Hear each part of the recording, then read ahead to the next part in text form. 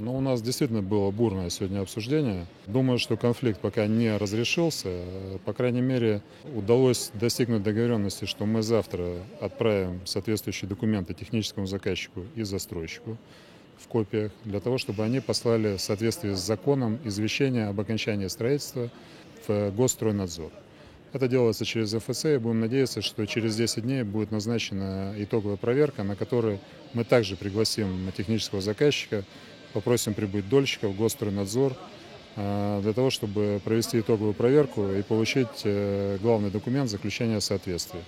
Будем надеяться, что это все пройдет гладко, поскольку все необходимые мероприятия Банк «Российский капитал» совместно с генеральным подрядчиком, который достраивает объекты за банкротную организацию Су-155, генподрядчик «РК-Строй», все необходимые мероприятия, работы выполнены. Вот теперь наша совместная с жителями задача урегулировать вот этот вот, ну, я думаю, что это какое-то техническое непонимание, и получить подпись от легитимного заказчика на вот этом документе и начать итоговую проверку. Все замечания ГАСНа, я вам скажу, мы уже сняли, и они вот дважды выезжали сюда, убедились, что здание готово к вводу в эксплуатацию.